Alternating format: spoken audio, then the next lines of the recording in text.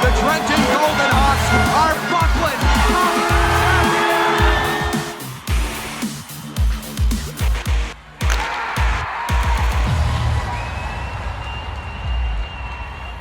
There were upsets aplenty in the OJHL last weekend, with several teams picking up surprise wins to potentially change the playoff picture. Highlights coming up in just a moment. This is the OJ Today. Welcome, everybody. We have got a packed show for you today. We'll have the plays of the year so far, the best of the best. Also, Cobourg Cougars GM Brent Tully will join me via Skype to discuss his team, the upcoming Royal Bank Cup, and much more. But first, let's get to the bar down game highlights. And the Lindsay Muskies know that in order to catch the Newmarket Hurricanes for the 8th and final playoff spot in the Northeast, they're going to have to pull off an upset or two in the process. Now, that means any team that takes a night off against them does so at its own peril, as the North Division leading Markham Royals found out the hard way last Sunday. OJ Highlights brought to you by Bar Down, official clothing supplier to the OJHL. And the Royals dropped the fish 6-2 last time they played each other, and Lindsay was up for this tilt. 5:32 in, they strike first on the power play. Dayton Kent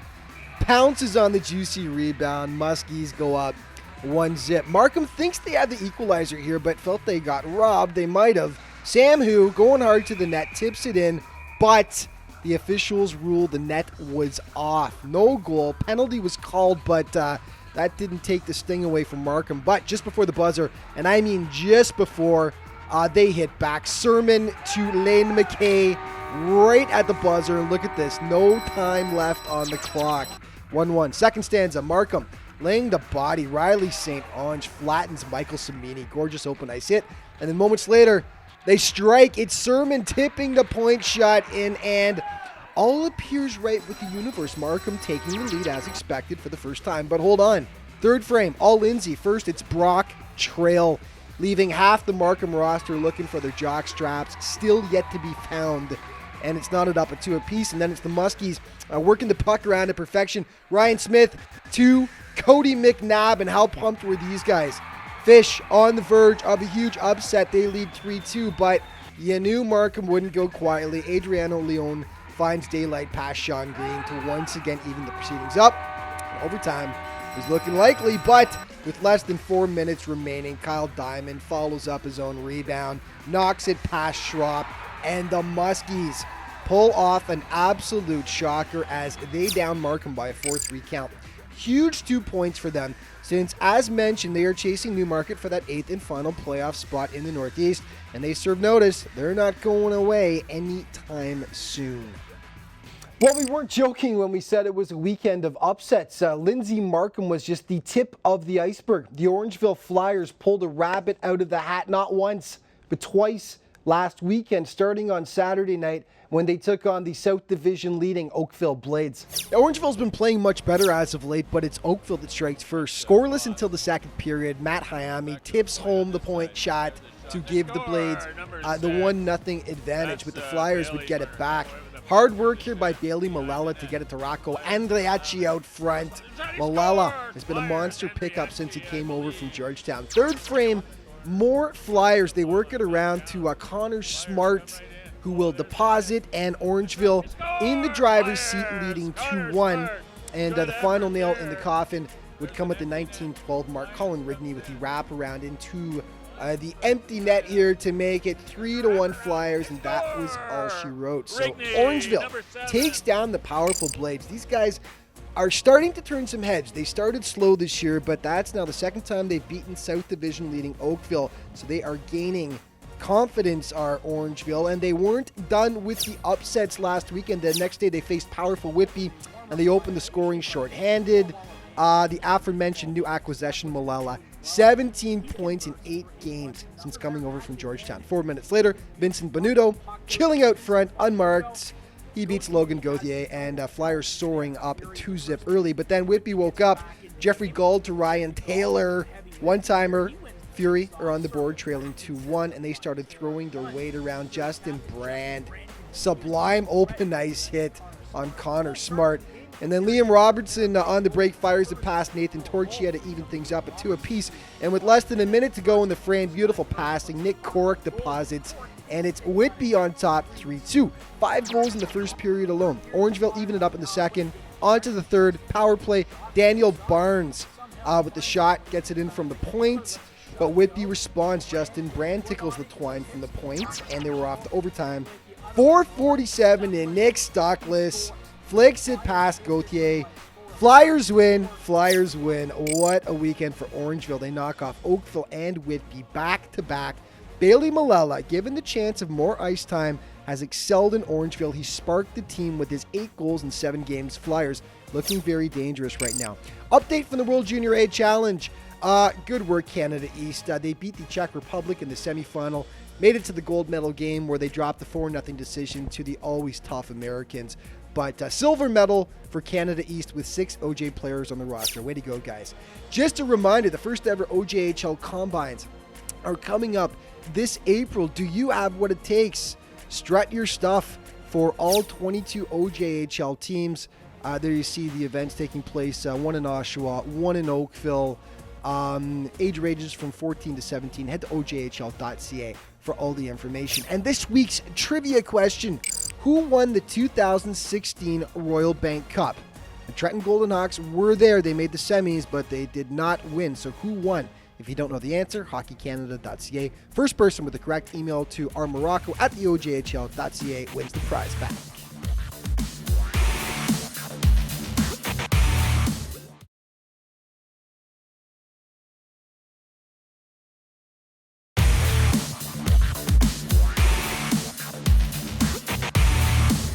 Welcome back to the OJ. Today, I'm happy to be joined now via Skype by the general manager of the Cobourg Cougars. That would be Brent Tully. Brent, welcome to the show, buddy.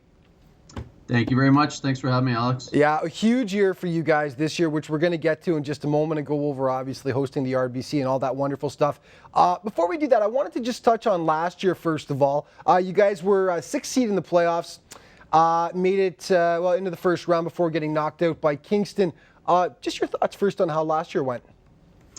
Well, I think, if you looked at it kind of on a micro level, it wasn't as much of a success as what Cobourg was used to having in the previous few years. But, that was all part of the plan. I'd like to say heading into this season was that, we wanted to go with a younger crew. We only had a couple of 20-year-old players last year by design that had already been with us. When you're kind of in the hunt, and once you get down the stretch, you want to add some veteran players, but kind of bit the bullet a bit and refrained from adding older guys down the stretch, and gave a lot of our younger guys a lot of experience, knowing that we wanted to organically grow as many players as we could for this season to be a part of this RBC Cup team. Right, building for this year, and so far this year you guys have been great. In a battle right now with Whitby for second spot in the ridiculously tough East Division, as we know. It's just a dogfight every single night there. But as I mentioned, fighting for Whitby for second place. You're all chasing Trenton right now. Your thoughts on this season and how you think the boys have played so far? Well, we've been very proud of what they've accomplished to date. Like you said, it's no secret that our division is one of the toughest in probably all of junior hockey across Canada. And that only makes every team in our division that much better and more prepared as we head into a playoff run. Every night you have to be ready. Any team in our league, for that matter, as things tighten up, there's no easy victories, and for us, it's we've had a few injuries here lately, so it's been tough to piece together a full lineup again, which we knock on wood, we're getting out of our system here a little earlier. But overall, we're really happy. The guys are competing hard, and it's probably one of the best teams I've seen that have gelled together on and off the ice. Third overall in goals scored in the entire OJ so far. Obviously, goal scoring is significant strength for you guys thus far this season. It has been. It's been nice because it's not necessarily something we've been used to in past years, but probably the most encouraging piece, obviously Ryan Castleman, is leading the way there, but you look down our lineup and we're really doing it by committee, which was part of what we wanted to do. And we know that you look at any successful team and of course, you look no further than the team that did it all the year before in Trenton. And they had a very deep squad that, they could put 4 lines on the ice and be dangerous. And that's exactly what we wanted to try and model ourselves after. You mentioned Castleman. He's leading the way for you guys offensively so far. Just talk about Castleman and what he's brought to this team. Well, to be honest with you, when I acquired him last year, I didn't know a lot about him. He had been playing in Pembroke. I'd heard lots about him, obviously, watched a lot of video and made a lot of inquiries, but just kept coming back to kind of the fabric that we wanted to build for our team this year. Tough kid, a great kid, obviously offensively talented, and this year he's proven to be that much more.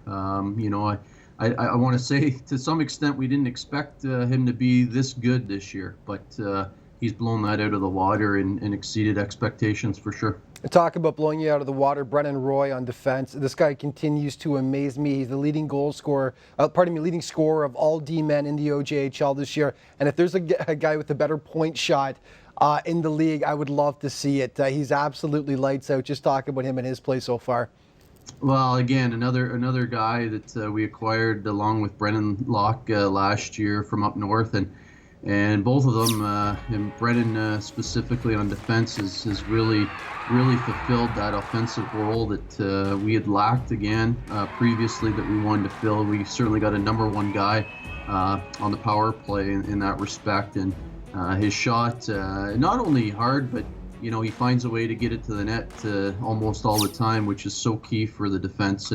And he's certainly, again, been a guy that is excited everybody, obviously us, but our fans on a nightly basis with how offensively talented he is. Right. Less than 2 minutes left here. We have to go over, obviously, preparations for the Royal Bank Cup. It's a huge year for you guys. Let's touch on that first, just about preparations and the excitement level, not only within the team, but also within the town of Cobourg.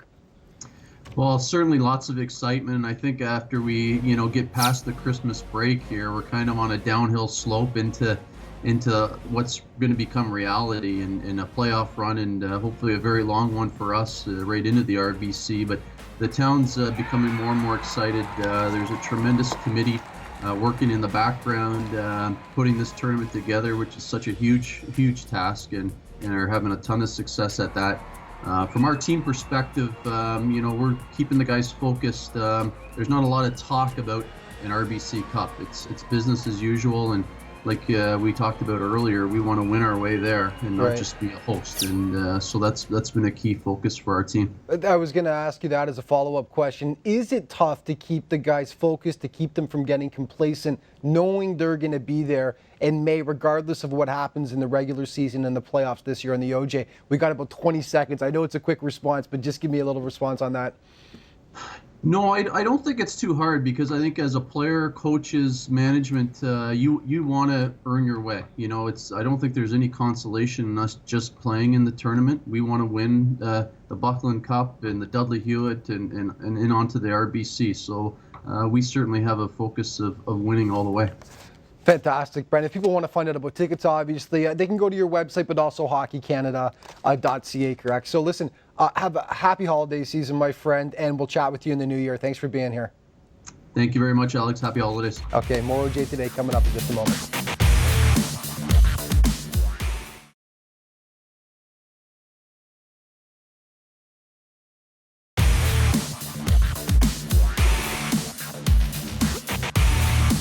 Welcome back.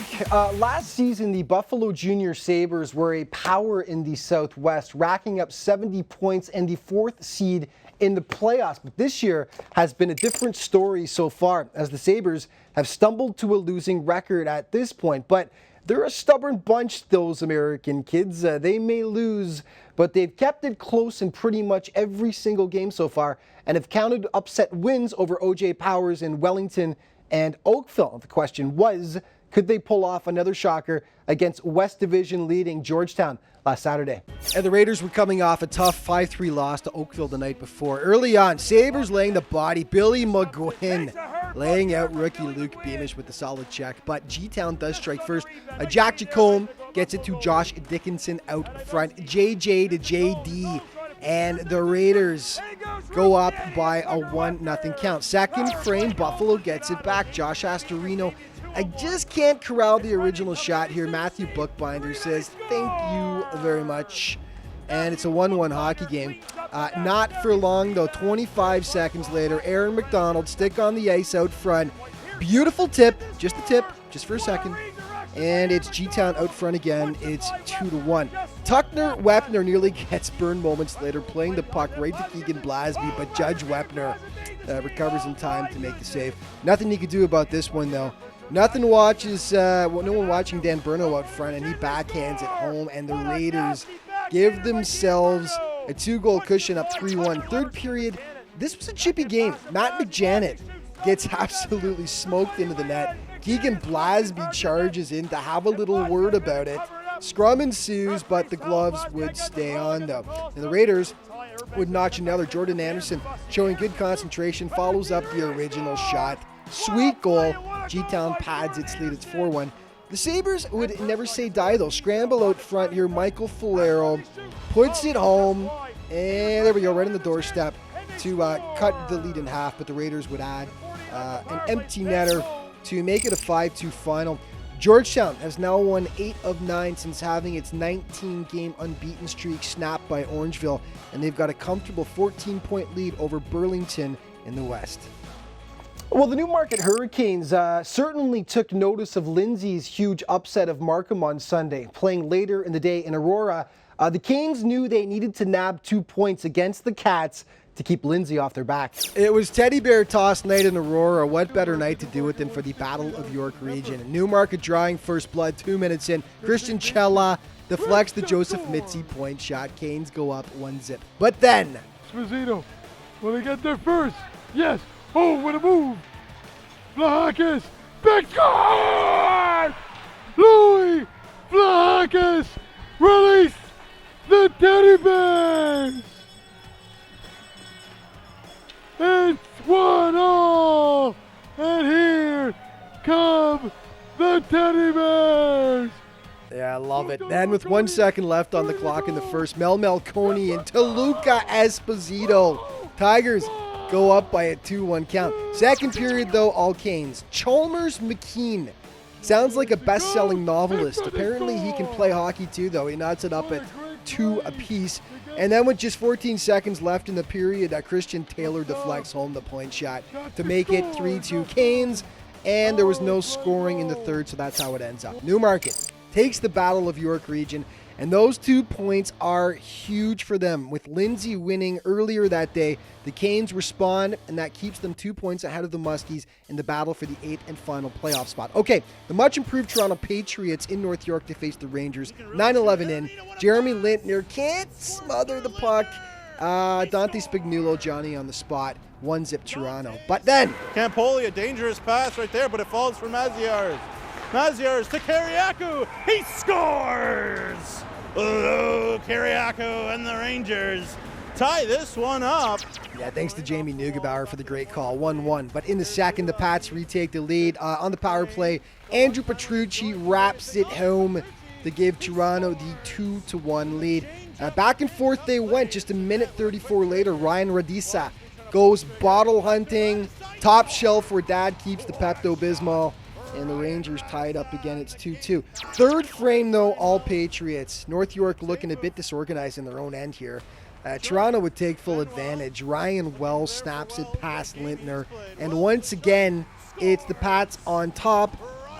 They lead 3-2. Now, North York thinks they've tied it on this play, but that pesky net just won't stay on its moorings again. Cam Gray sliding across the crease apparently knocks the post off just before the puck goes in. Take another look. That's a tough call. Obviously, the Rangers don't like it, and they like this even less. Oliver Benwell draws all the attention. Everyone ignores Aramita, who takes the pass, charges in, and gives the Pats a bit of breathing room. That made it 4-2. That is how it would end up. So, the Toronto Patriots, that win pulls them into a tie with North York for third in the South. After dropping a tough 5-2 decision to last place Mississauga the night before, Toronto rebounds nicely with 2 points they absolutely had to have. So, Let's take a look at our standings then, starting in the East. Trenton with the comfy 8-point bulge over Cobourg, followed by Whitby, and then Kingston and Wellington both tied with 39 points. To the north, Markham, 6-point bulge over Stouffville right now, followed by Newmarket. As mentioned, only 2 points ahead of Lindsay now, Pickering, and then Aurora tied.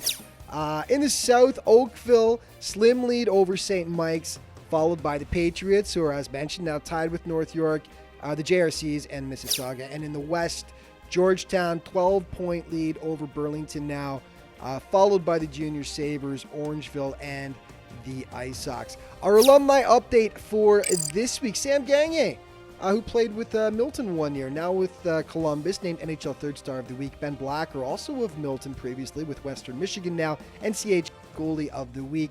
And Alex Connell, who played with Buffalo, now with Hobart College, named ECAC Goalie of the Week.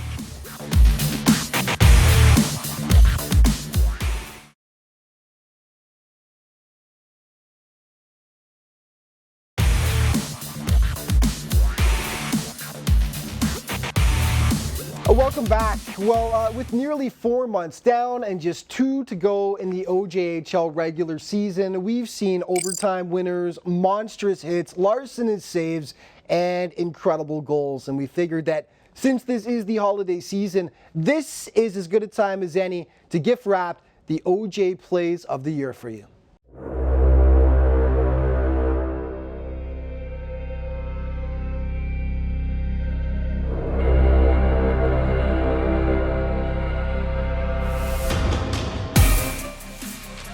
Check. Takes the body and a big hit there in the neutral zone. Dickinson and Sherman to take the draw. Dickinson kicks it back to James. He shoots and he scores! Picks the top corner!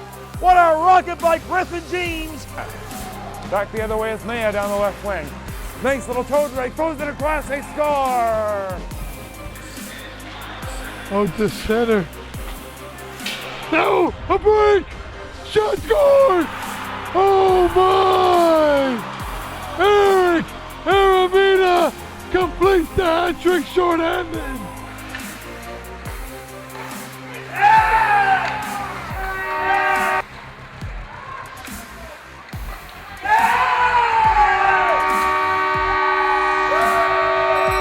One here, Paul going to the net. There's a shot. Rebound, Paul. What a save by Baden-Horst. Holy moly, what a goalie. We'll circle around to the point to Simmons. There's no tip on the person rebound. And Astorina robs him. Oh my heavens. Thompson, shot blocked, rebound, primary. Oh, what a save. Again, Savail's been huge.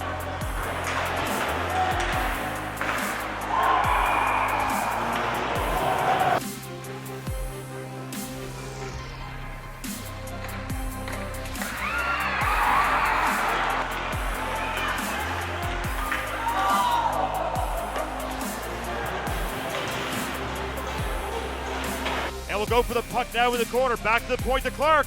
He winds it, fires, and scores! Goes top shelf. Here he is. Stops back in. He's got no one to pass to since the short. Here, a loose man in front. There's a shot. Cut the line barely by Alpuzzo. Centering pass, here's a shot, score! Spagnolo.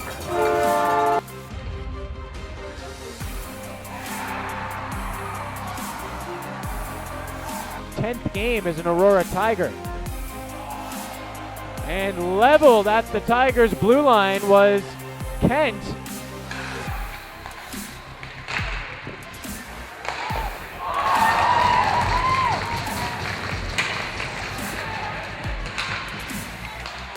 Gets it over to Lybowski. Back to Payette in the high slot. Hamill throwing a goal. Misses. Rebound over Takamatsu. Kicked away by later the rebound. And he stopped that too. Oh my heavens.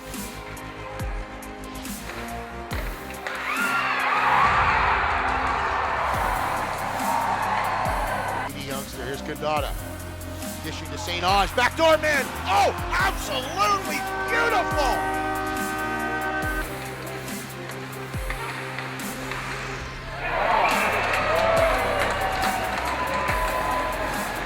3-on-1, Morgan, in front shot, oh my! What a save by the pod of the chance. That was grand larceny. Gives away the puck to House. Coming in on a 2-on-1. Here comes Stuart to shot. He scores. And now Paul all picked off. Here's Patrick in the slot. Shoots, he scores! Patrick in the slot. Down low to corral the puck. It's Jacome. Jacome has it to Dickinson. Nice pass over McJanet. What a save by Littner coming across to Rob McJanet.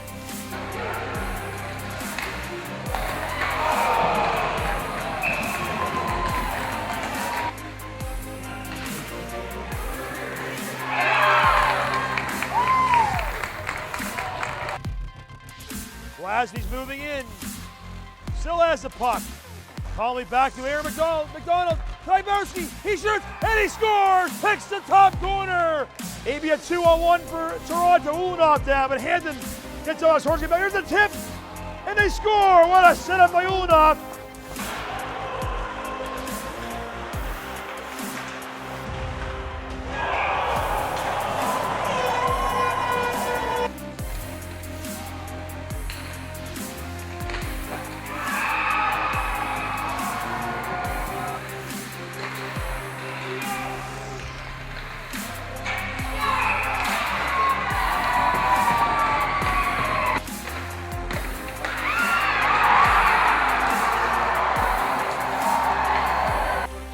Marcus, the guard! Release the teddy bear!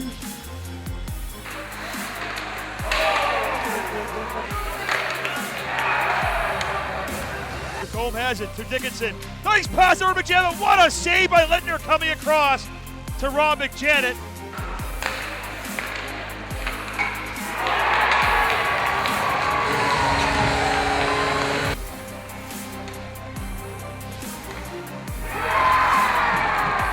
Up ahead for Blasby. Here comes Blasby in. Feathers at the pass. Oh, what a save by Ewing.